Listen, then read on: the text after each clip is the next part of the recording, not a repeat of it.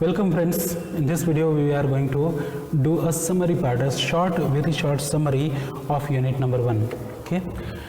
Concept of indirect taxes. These are all summary slides. Latin word, the word tax is derived from Latin, that is taxo means charge. We are charging the taxes, it means we are charging the taxo. Right? Meaning of tax. What do you mean by the tax? Tax is mandatory monetary charge imposed by government to be paid by the persons of a country. Now we are speaking about persons, we are not speaking about individuals. So individuals means natural human being like you and me. Like persons, if I say about person, there can be partnership firm, there can be HUF, there can be company, there can be any other society registered as a business, or such a entity which is considered separate legal entity by the law. Okay, so meaning of tax means it is a mandatory monetary charge. It is not a non-monetary charge.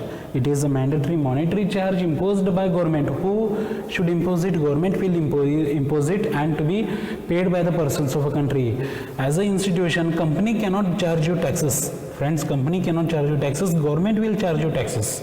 Company will only collect from you and pay it to the government. Hope you understand this point. And then the burden of paying tax can be shifted from one person to another person. Burden of paying tax is shifted from one person to another person. See, I had to pay the tax, I will not pay it. I will transfer my burden to someone else. You pay the taxes. That person can, shift the burden to some other person, the third person. That third person have to pay the taxes. So ultimately, who is paying the tax? Ultimately, the person who is consuming those goods, he will pay the tax or she will pay the tax. Okay, the consumption, it is destination based tax, and therefore we call it as indirect taxes. You are directly not paying it to the government, you are paying it through someone else to the government, and therefore it is indirect tax. It is applicable on supply of goods and services and payable by the person who consumes it. Right? It is consumption based tax. GST we are speaking about, right? It is applicable on supply of goods and services. Now what do you mean by this supply? We will see it later. Right? And then the constitutional provisions. As a degree students, as BCom students, you need not bother much about these constitutional provisions, but because I am making this video for BCom students as well as law students as well as for CA, CS, CMA or any other professionals, I am making this video for all those persons, and therefore constitutional provisions I have just added it. This is for your extra information. Article 265 says no tax shall be levied or collected except by the authority of law. This is given in the Constitution of India, Godfather. Right? Constitution says no tax shall be levied or collected except by the authority of law. It means to levy the tax, to collect the tax, you have to make a law.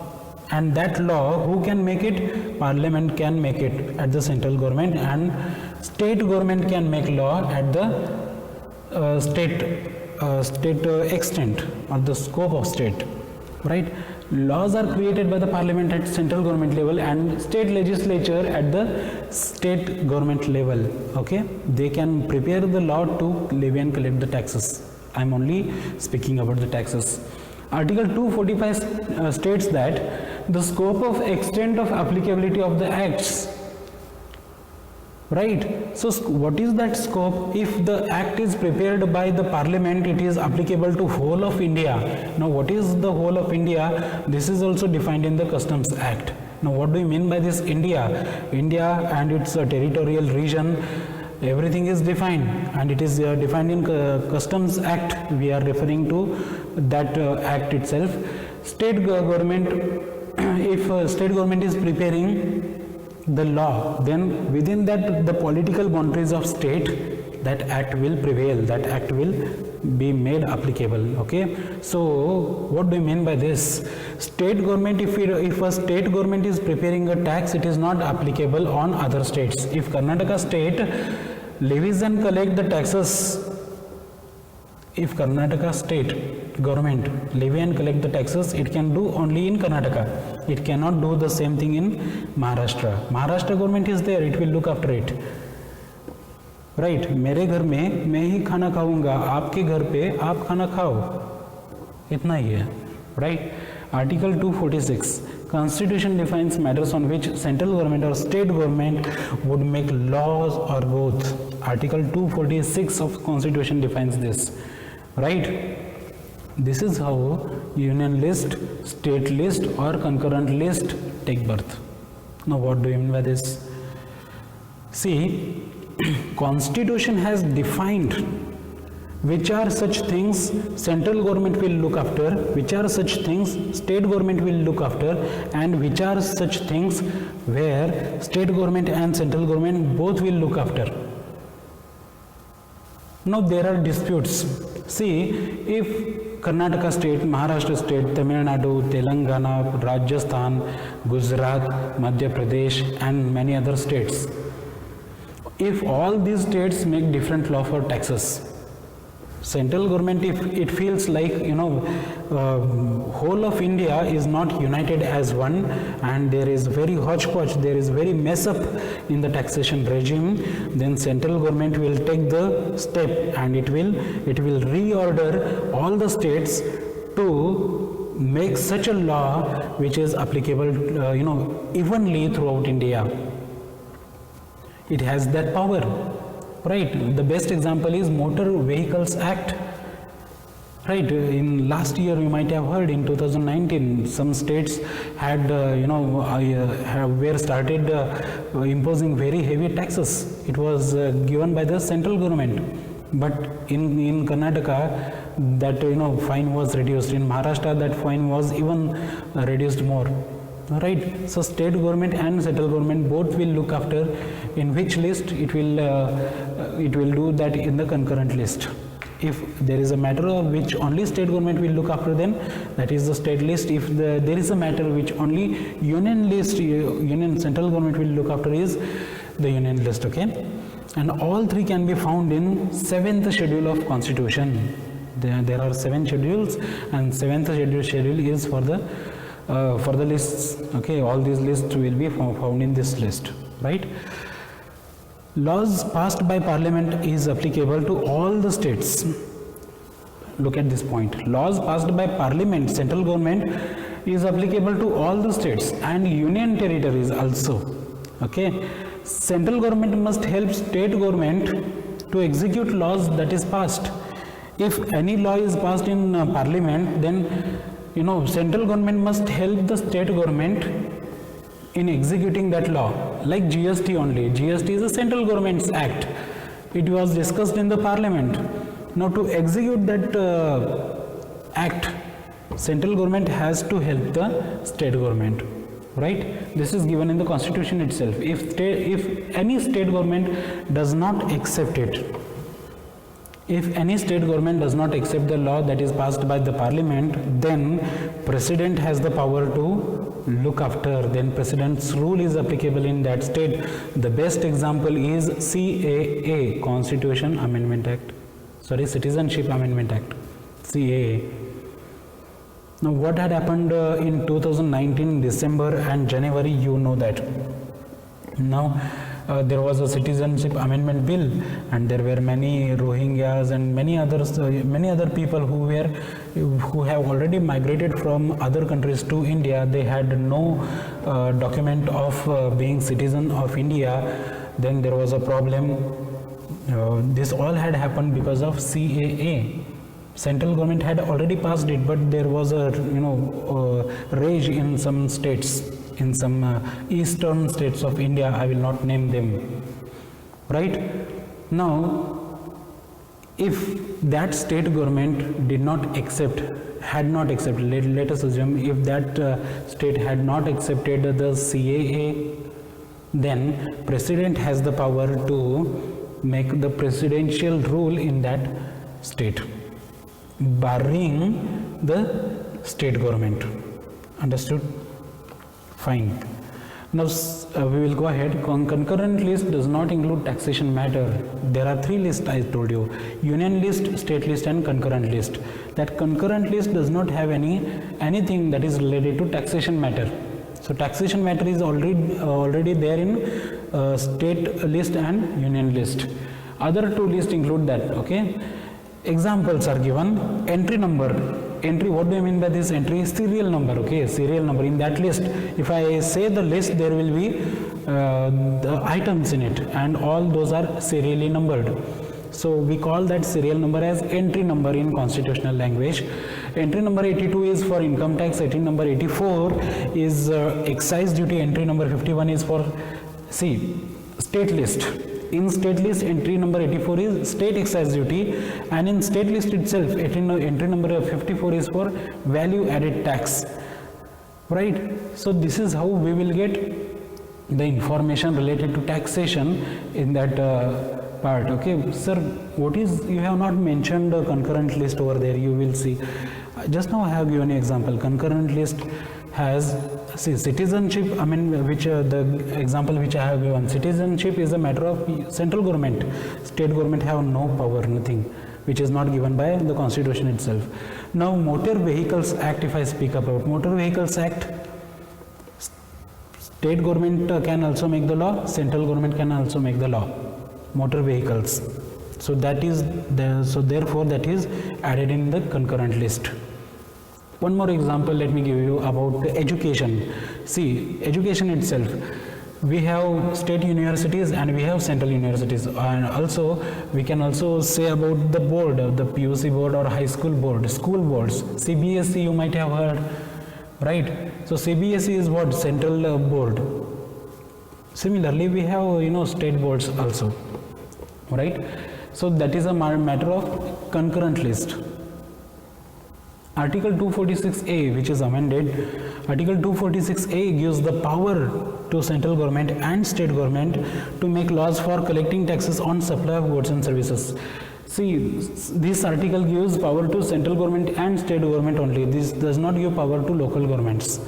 If you have the power, only then you can collect and levy and collect the taxes, which is told to you earlier. No tax shall be collected except by the authority of law. Article 269 says it deals with the taxes levied and collected by the union but assigned to the states. So taxes levied and collected by the union but assigned to states. How will you assign it to the states? Article 269 says it will be done by the Finance Commission, that in the ratio they will distribute the there is a weighted index. Based on that weighted index they will make the proportion, the ratio, and within that ratio only the amount will be given to different states. How is that done? We will see it later in the Finance Commission point. And now Article 269A provides levy and collection of GST in course of interstate. Interstate is IGST, right? Article 270 deals with the distribution of revenue between the union and the states. Article 270 Finance Commission, again I tell you, Article 279A will make you form GST Council, and in this GST Council the chairman will be the Union Finance Minister and members will be all the states finance minister, right? GST Council, and this GST Council will look after the GST only. All that is required for the GST, for the ease movement of GST and administration of GST, GST Council will look after. Then the Finance Commission. Finance Commission, what is its main role? Main role is to distribute the revenues between state government and central governments, right? So Finance Commission will look after that. And then Article 286 deals with the import, right? While if you are importing anything from out of the country, out of India, if you are importing something, then who shall tax it? The article clearly says, the Article 286 clearly mentions that central government will look after the imports. It is not the matter of state government. Article 366 defines the GST. It says that any tax on supply on goods and services or both except the supply of alcoholic liquor for human consumption.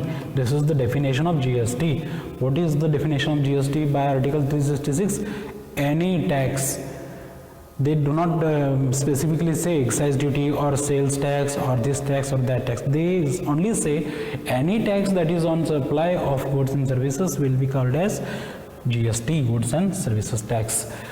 And then the last point, that is the 122nd Constitution Amendment Bill, specifically provides that services means anything other than goods. So anything other than good, the definition of good is given.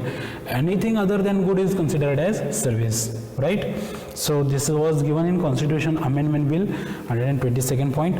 And then the important points of the unit number 1 we will again look after. Then see, we will start.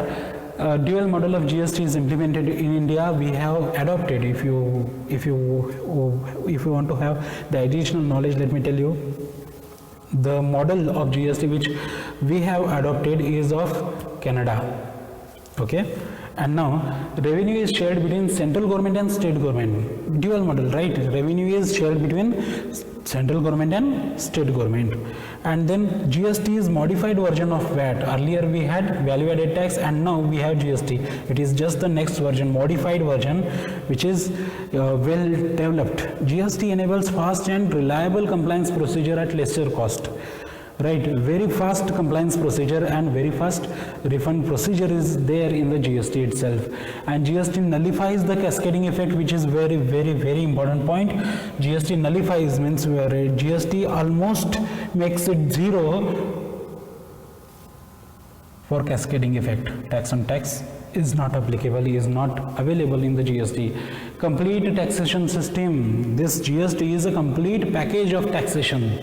Right, compliance procedure is there, refund procedure is there, and credit procedure is there, and then applicable on all goods and services. GST is applicable on all goods and services except those three, if you remember: petroleum products and alcohol for human consumption and electricity.